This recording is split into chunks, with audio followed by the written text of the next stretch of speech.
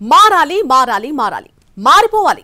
ఈ మధ్య కాలంలో దాదాపు ప్రతి సందర్భంలో సీఎం చంద్రబాబును ఉద్దేశించి టీడీపీ క్యాడర్ అంటున్న మాట ఇది. అసలు ఆయన ఎందుకు మారాలి? ఏ కోణంలో మారాలి?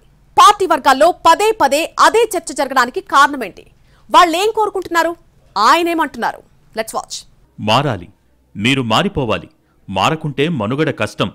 మరీ ఇంత మెతగ్గా ఉంటే, అంత మొహమాట పడితే ముందు ముందు చాలా ఇబ్బంది సార్ అంటున్నారట సీఎం చంద్రబాబును ఉద్దేశించి టీడీపీ కార్యకర్తలు.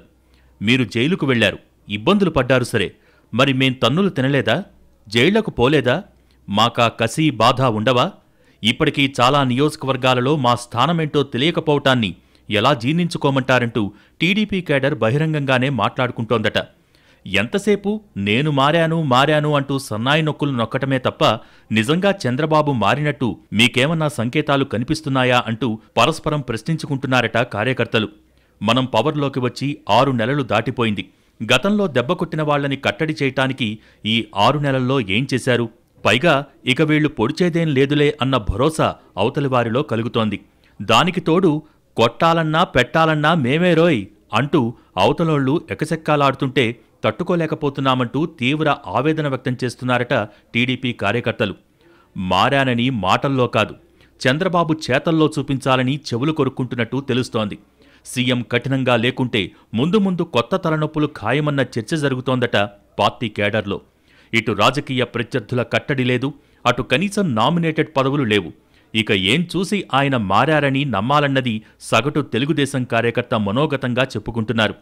కేవలం తెలుగుదేశం ముద్రతో ప్రత్యర్థులకు టార్గెట్ అయి నాడు నానా ఇబ్బందులు పడ్డవాళ్లు చాలామంది ఉన్నారని, అందులో రాజకీయ నాయకులు మొదలు రిటైర్డ్ ఆఫీసర్స్ దాకా ఉన్నారని, కనీసం అలాంటి వాళ్లనన్నా గుర్తించి పదవులు ఇచ్చి ఉంటే లాయల్గా ఉండేవారి విషయంలో ఆయన వైఖరి మారిందని నమ్మవచ్చని అంటున్నారట. అదీ లేక ఇదీ లేక నేను మారిపోయాను నమ్మండి అంటే నమ్మేయాలా అంటూ పార్టీ ముఖ్య నాయకుల్ని ఎదురు ప్రశ్నిస్తున్నారట ద్వితీయ శ్రేణి లీడర్స్. అటు ఎమ్మెల్యేల మీద విచ్చలవిడిగా పెరుగుతున్న ఆరోపణలు, ఇటు మంత్రుల విషయంలో రకరకాల విమర్శలు, కొన్ని చోట్ల మంత్రులు ఎమ్మెల్యేలకే పొసగని వైఖరి, ఇదంతా ఏ డిసిప్లిన్ కిందకొస్తుంది? అసలు తెలుగుదేశం పార్టీ కల్చర్ ఇదేనా?